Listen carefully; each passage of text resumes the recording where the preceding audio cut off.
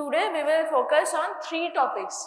One is infections transmitted by blood transfusion, another is blood transfusion reactions, and another is autologous blood transfusion. Okay, these three topics will be covered in today's class. So coming to our first topic, that is infections transmitted by blood transfusion. So do you have any idea about what kind of infections can be transmitted by blood? HIV and hepatitis. And hepatitis which types? B and hepatitis B and hepatitis C, right? Any other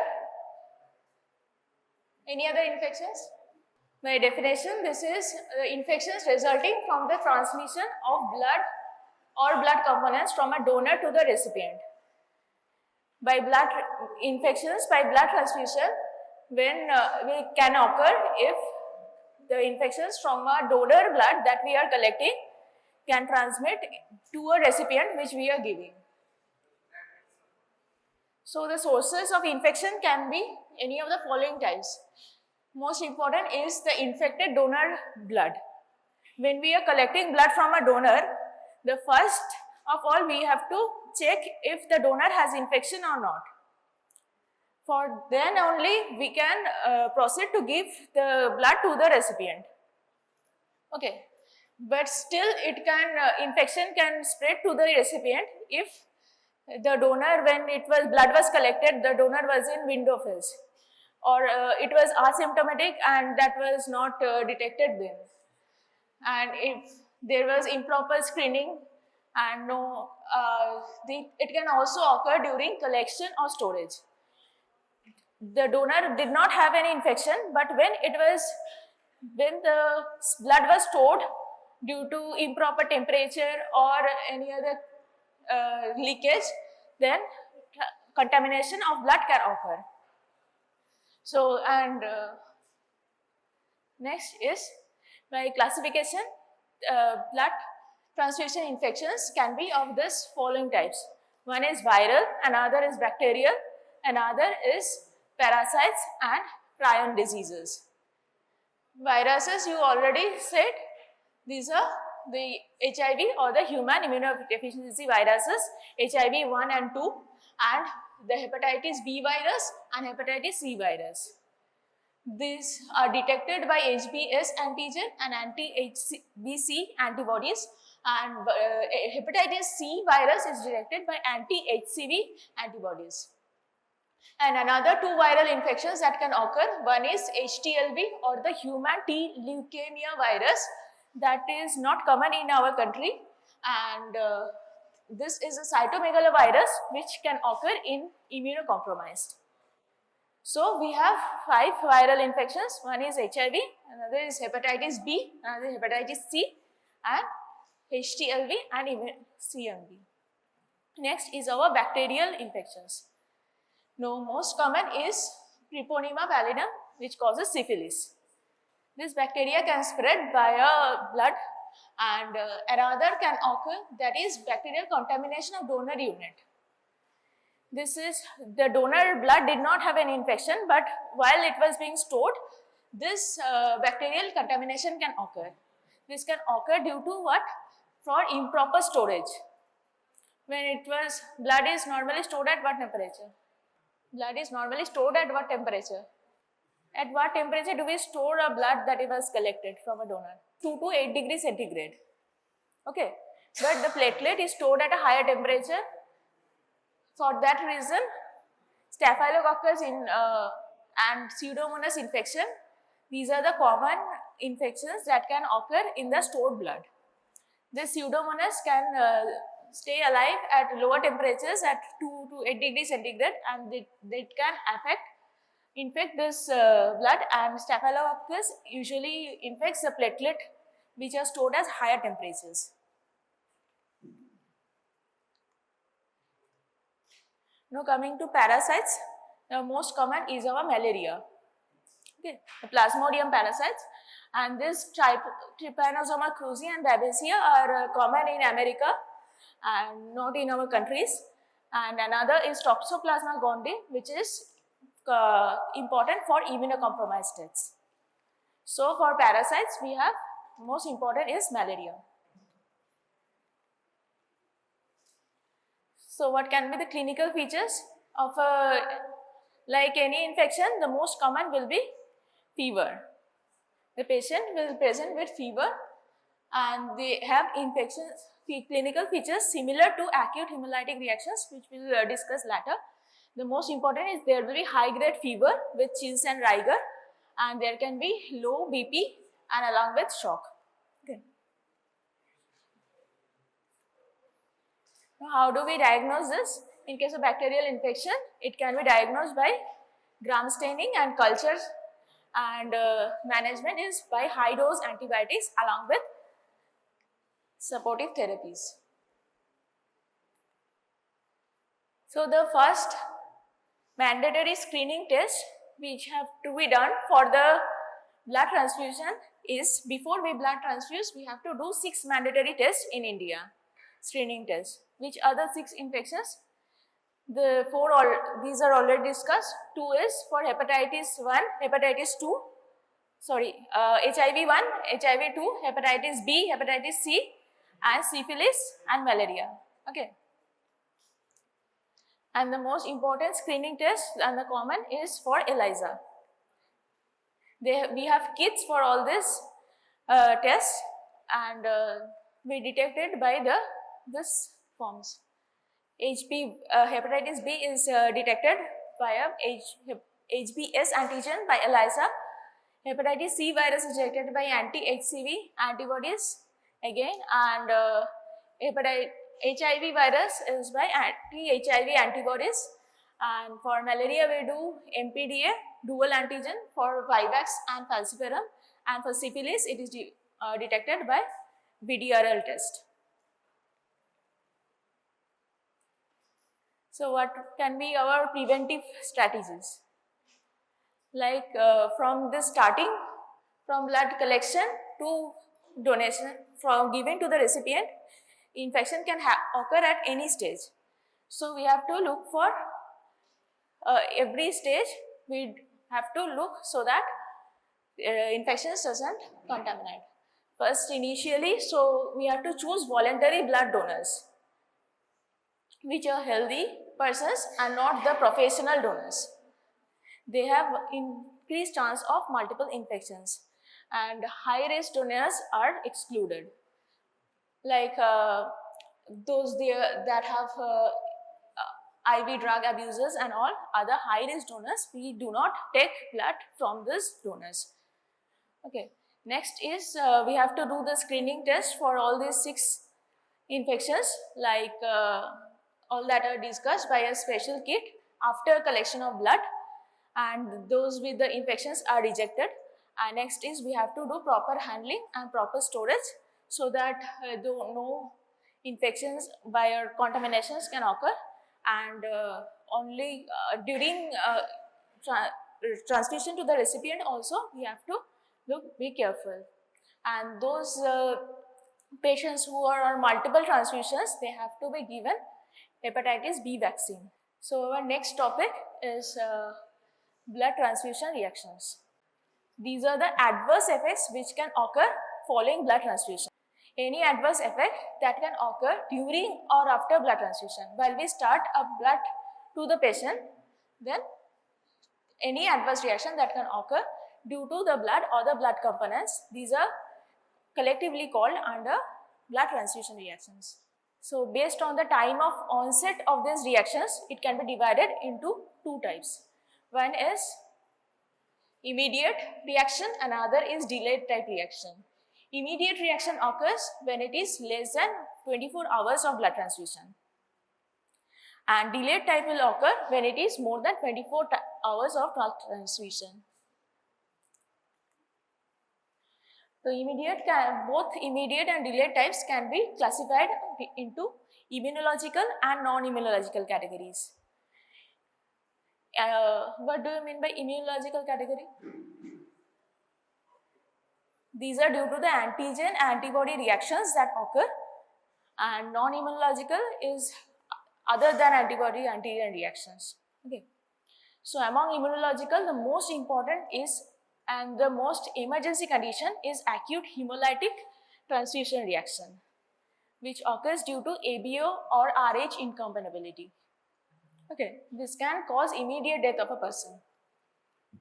And another is the next other, the febrile non-hemolytic.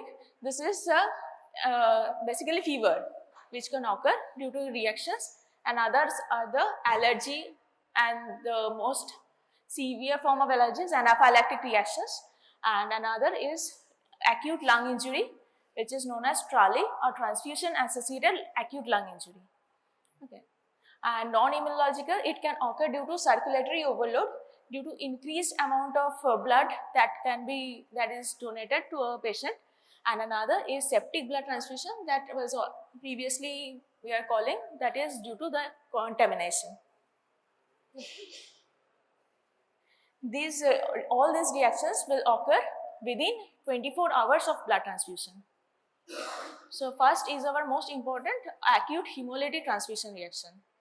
This is due to the ABO incompatibility. Like when a blood of A positive group is given any B positive group, okay, or vice versa, and this will cause immediate reaction, which is there will be complement activation due to antigen antibody reaction, and there will be intravascular hemolysis. And the patient can die within a few minutes. The reaction can start by only 5 to 10 ml of blood. Therefore, we have to be very cautious while and multiple checks should be done before transfusing our blood to a patient. It is an emergency condition, and within few minutes of starting a blood transfusion, the patients will have high fever with chills and rigor along with back pain and hypertension, along with there will be hemoglobinuria, and acute kidney injury can also occur. So the first initial management is to immediately stop blood transfusion. First of all, when any kind of reaction occurs while transfusing blood to the patient, first reaction of ours will be to stop the blood transfusion. Okay, and then we have to maintain the IV access with the saline, continue, and along with we have to continue the supportive treatment and inform the blood bank immediately.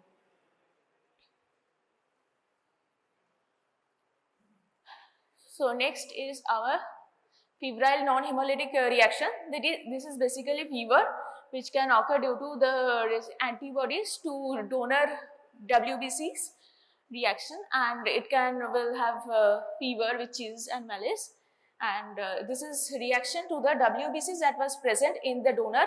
Therefore, we can prevent it by reducing the WBCs in the blood of the donor. This is allergic transfusion reaction which occurs due to hypersensitivity to the donor blood, and it will present with the allergic symptoms like urticaria and itching, rash, and we have to give anti-allergic medications like antihistaminics. Next. And anaphylactic reaction is severe form of allergy which occurs in IgA deficient patients. Okay. And we have to give adrenaline for that test. And this one is important for MCQ purposes. This is transfusion related acute lung injury. Okay, there will have donor antibodies will react with the recipient WBCs and cause acute lung injury. Therefore, the symptoms will be of lung injury like acute respiratory distress, and in chest X-ray we will see pulmonary edema. And this is the TACO or the transfusion associated circulatory overload. When circulatory overload occurs, this is because of massive blood transfusion. When a patient has to be transfused with a large amount of blood in a small span of time, this can lead to circulatory overload, and this will have symptoms of pulmonary edema which can be detected by chest x-ray, and shortness of breath will occur, and it has to be treated by diuretics which will remove the excess fluid from the body. And this one is our septic blood transfusion reaction which occurs due to the bacterial contamination. And these are the common which were already discussed. These were the Staphylococcus and the Pseudomonas. And this will present with high fever and shock, and we have to manage by antibiotics. And now is our delayed transfusion reaction. So what were our immediate reactions? Name the immediate reactions that were discussed.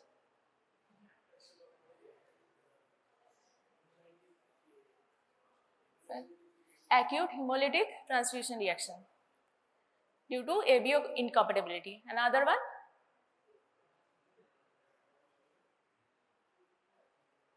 Another is febrile, that is fever. Another is allergy, anaphylaxis, and acute lung injury, that was Trally, circulatory overload, that was Taco, and bacterial infection, that was septic. Follow?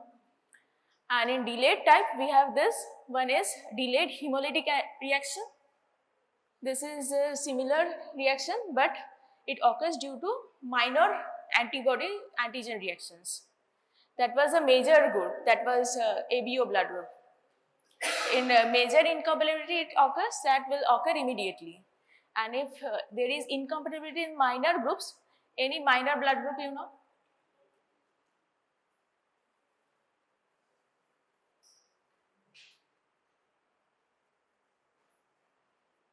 What are the major blood groups?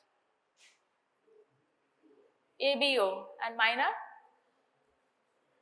Any minor blood group system? Any name? Huh? AMN and Kale, Duffy, Lewis. Kale, Duffy and Lewis. So if in minor blood groups, it will cause delayed hemolytic reaction. Another is post-transfusion purpura. This is due to purpura means there will be hemorrhagic spots on the body, and that will be due to reduced platelet. In stored blood, it can cause to reduce platelet and cause this reaction. Another is transfusion associated graft versus host disease. And in these other caused by immunological, another is non-immunological, that is iron overload and infection transmission. These are the infections which were present in the donors. Those 6 infections can transmit to the patient. And another is iron overload due to multiple blood transfusions. This can lead to iron accumulation in the body and lead to iron overload. So we discuss this one by one. So this is a delayed hemolytic reaction. This occurs days to weeks after transfusion. Is caused by secondary immune response to the RBC antigens. And this is a post-transfusion purpura. Purpura is a bleeding spots. This can occur in case of reduced platelets. And this occurs after 5 to 10 days of the transfusion. This is graft versus host disease. These are caused by T lymphocytes. Okay. Reaction of T lymphocytes of the donor can attack the recipient cells of the body. The donor T lymphocytes that were in the blood can attack the organs or present and in the recipient body and cause graft versus host disease. And the clinical features will be of rash, pancytopenia and fever. And we have to do irradiated blood products. That means you have to treat the blood before donation so that leukocytes cannot cause reaction. This is the iron overload. This occurs in case of multiple blood transfusion. Example, any condition where we have to give multiple blood transfusion.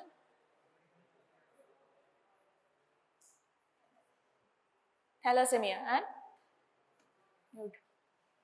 So in case of multiple blood transfusion, those are dependent on these patients.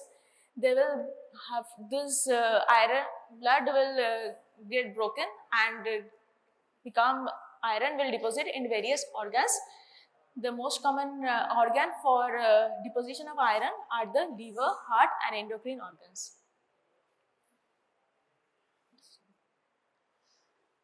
And this is the investigations we do to for a suspected blood transfusion reaction.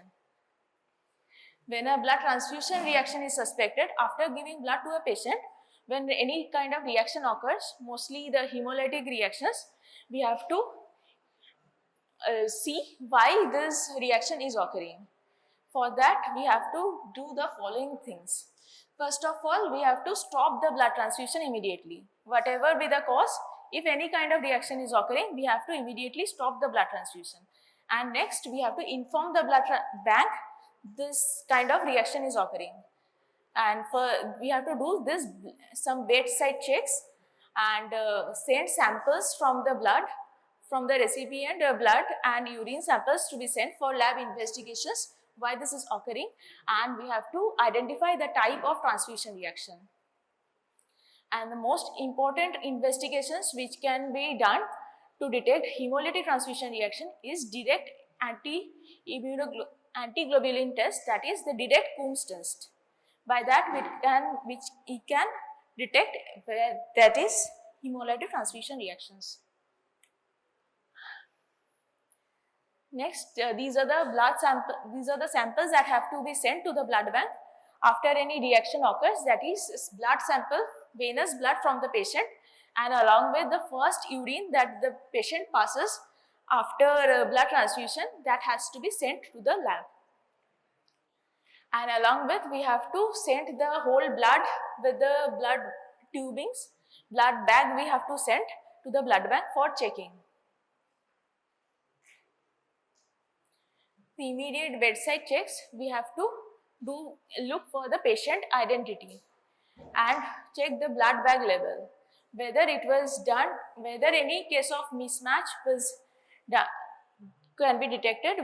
We have to check the name of the patient, age and everything with the blood bank, whether that is similar bag was which was given to be given to the patient, is that same or not.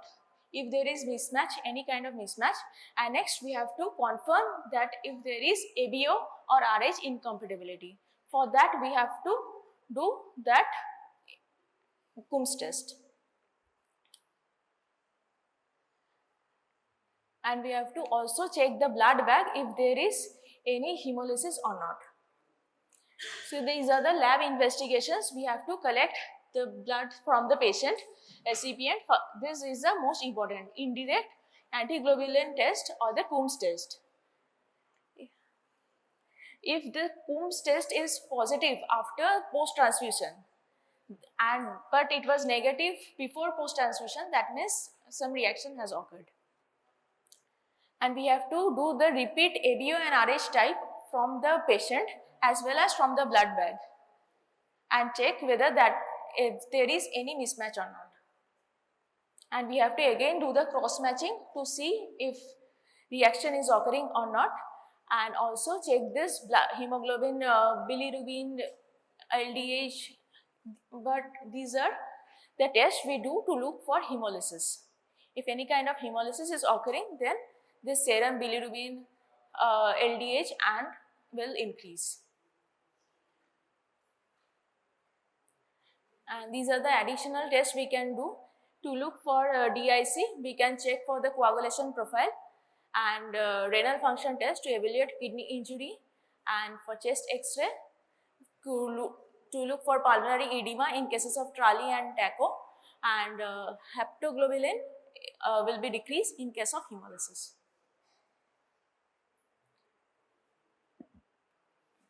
So what were our delayed type reactions?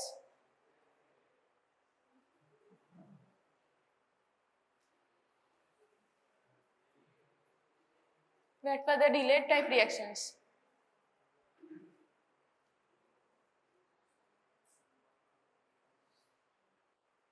One is delayed hemolytic reaction. Another one was graft versus host disease. Another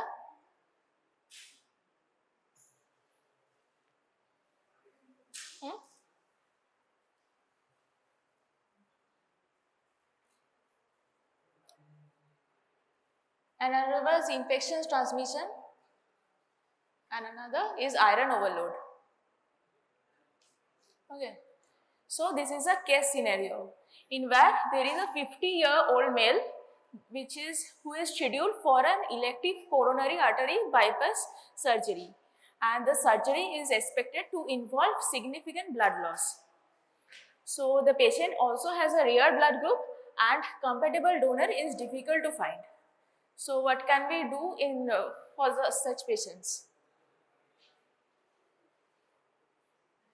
The patient has to undergo a major surgery, but he has a rare blood group for which no donor is being able to be found. What can we do in such case?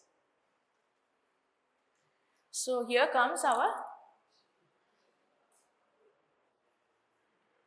autologous blood transfusion. What do you mean by the word auto? Self. So autologous blood transfusion is this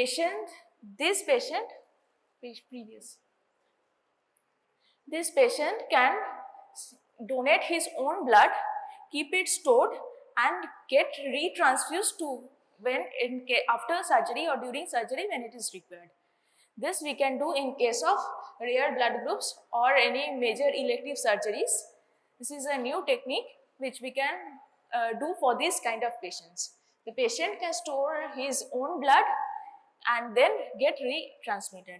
So this also therefore reduces the chances of transfusion reactions that we read so far. Okay.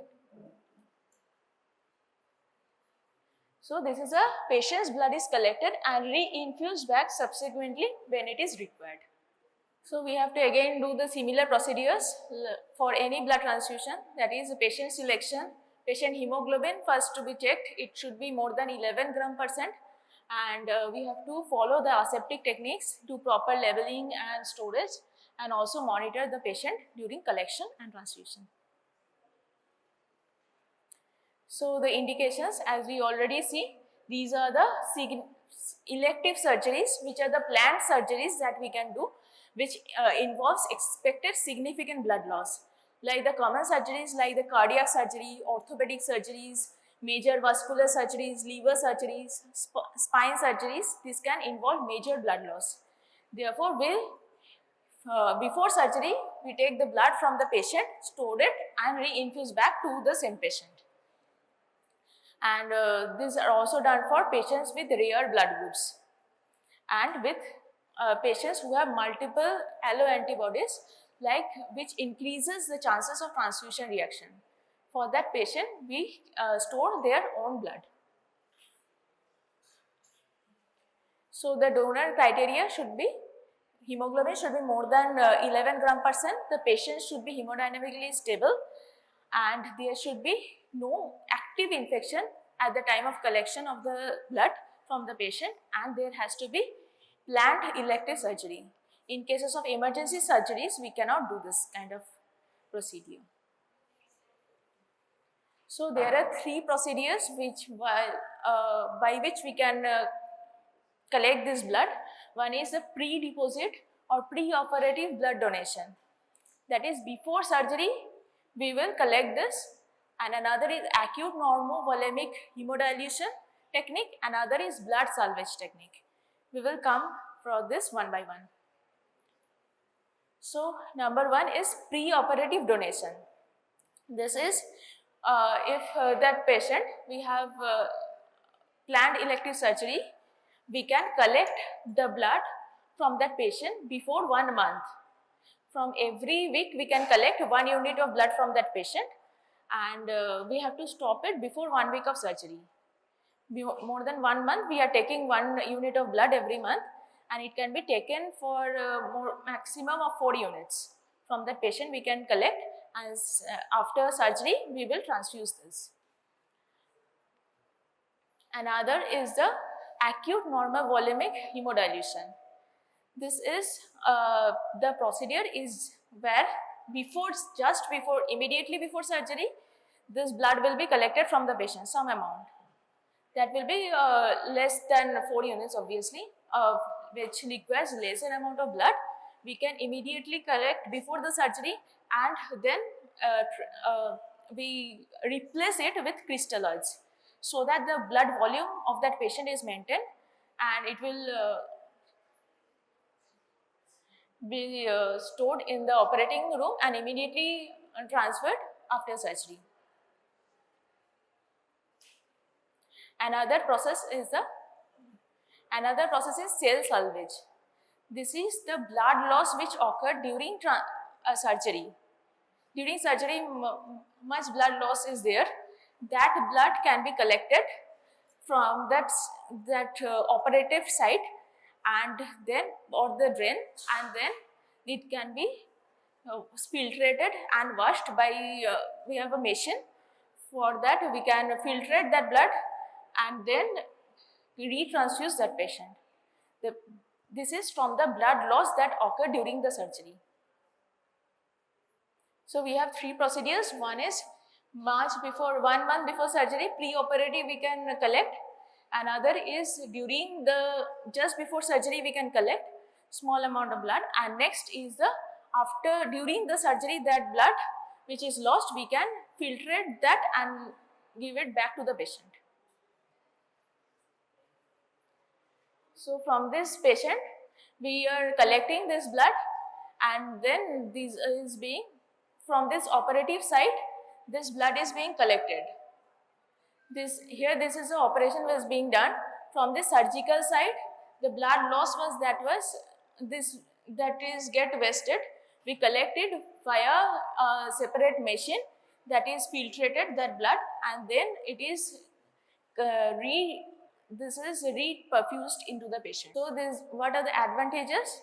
Like, since it is useful in rare blood groups, and it also reduces the risk of incompatible transfusions, like there is no error or mismatch that can occur, and also the transfusion transmitted infections will be less since it is the same person, and it also prevents alloimmunization.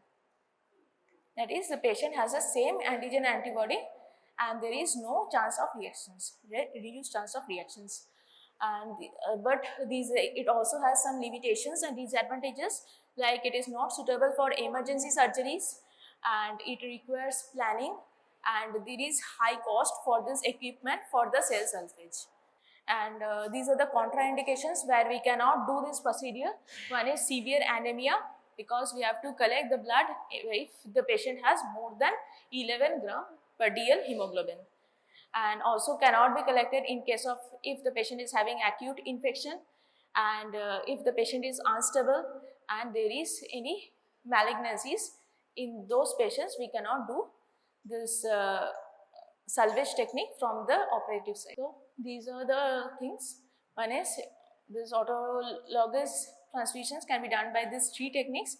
It reduces the chances of transfusion reactions, and it is important for planned major surgeries which involves massive blood loss and in patients with rare blood groups. These are the adverse reactions of transfusion. First, these are the immediate and these are the delayed. Among immediate, one is the febrile, another is the hemolytic transfusion reaction, another is allergic, another is anaphylactic, another is TRALI or the acute lung injury.